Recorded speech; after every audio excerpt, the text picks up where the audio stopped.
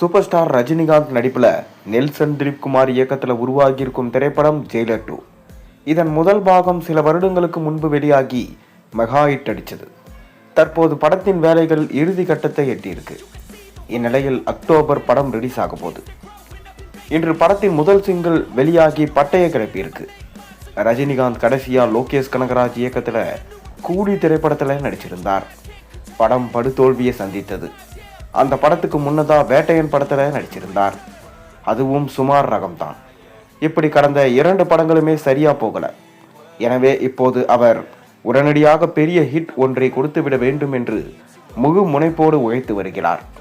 அந்த வகையில் நெல்சன் திலீப் குமார் இயக்கத்தில் ஜெயிலர் 2 படத்தில் பணியாற்றியிருக்கிறார் சூப்பர் ஸ்டார் ரஜினிகாந்த். இதில் ரஜினியோட விஜய் சேதுபதி, எஸ்.ஜே. சூர்யா, ரித்திக் ரோஷன், ரம்யா கிருஷ்ணன் என பலர் நடிச்சதா சொல்லப்படுது. சன் பிக்சர்ஸ் நிறுவனம் தயாரிக்க அனிருத் இசையமைச்சிருக்கிறார். முதலில் ஷாருக் கான் தான் இதில் முக்கியமான ரோலை ஏற்றிருந்தார். அவர் சில காரணங்களால் இந்த படத்தில் ஒத்துழைக்கவில்லை. அவருக்கு பதிலாக உடனடியாக ரித்திக் ரோஷனை கமிட் செய்து சத்தமே இல்லாமல் ஷூட்டிங்கை முடித்துவிட்டார் இயக்குனர். முதல் பாகம் முடிந்த இடத்திலிருந்தே இந்த படம் தொடங்கும் என்று எதிர்பார்க்கப்படுது. இதில் ரஜினியின் மகன் கேரக்டருக்கும் வில்லன் விநாயகனுக்கும் இருக்க மாட்டாங்க. ஏனில் இந்த படத்தில் வில்லன் யார் என்ற எதிர்பார்ப்பு இருந்திருக்கு.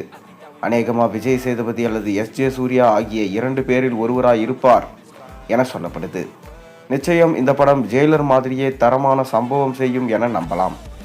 இதற்கிடையே வித்யா பாலனும் இந்த படத்தில் நடிச்சிருக்கார். இதுதான் அவர் தமிழில் அறிமுகமாகும் படம் என சொல்லப்படுது. மேலும் படமானது அக்டோபர் 15ஆம் தேதி தியேட்டரில் ரிலீஸ் ஆகிருக்கு. இப்போது இயக்குனர் படத்தின் இறுதிக்கட்ட வேலைகளில் பிஸியாகிட்டார். இதன் OTT சேனல் வியாபாரம் எல்லாம் பல 100 கோடி ரூபாய்க்கு நடந்திருப்பதாகவும் திரைத்துறை பக்கத்திலிருந்து நமக்கு தெரிவிக்கப்படுது. அது மட்டுமின்றி முதல்ல மலேசியாவில் ஆடியோ வெளியீட்டு விழாவை நடத்த திட்டமிட்டிருக்காங்க.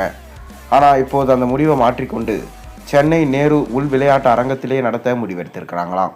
இந்நிலையில் இந்த படத்தில் இடம்பெற்றிருக்கும் முதல் சிங்களான அலேபோலிலோ என்ற பாடல் இன்று வெளியாயிருக்கு. இந்த பாடலுக்கு நடிகை ஷாம்னா காசிம் அதாவது பூர்ணா நடனம் ஆடியிருக்காங்க. ஏற்கனவே ஜெயிலர் படத்தில் தமன்னா ஒரு பாடலுக்கு நடனம் ஆடி இருந்தார். அது பட்டி தொட்டி எங்கும் வைரல். அவரது நடனம் அளவுக்கு இதில் வைப் இல்லை என்றாலும் நிச்சயம் இதுவும் ட்ரெண்ட் ஆவதற்கான வாய்ப்புகள் அதிகம். அதற்கான அறிகுறிகள் எல்லாம் பாடலின் டியூனிலும் நடனத்திலும் தெரிகிறது. பாடலில் ரஜினிகாந்தும் ஸ்டைலாக கேஷுவலாக இருக்காரு. நீங்கள் என்ன நினைக்கிறீங்க? இந்த பாடல் எப்படி இருக்குது? மறக்காமல் கீழே கமெண்ட்டில் சொல்லுங்கள். இந்த பாடலோட லிங்கை டிஸ்கிரிப்ஷனில் கொடுக்குறேன். மறக்காமல் போய் பாருங்கள்.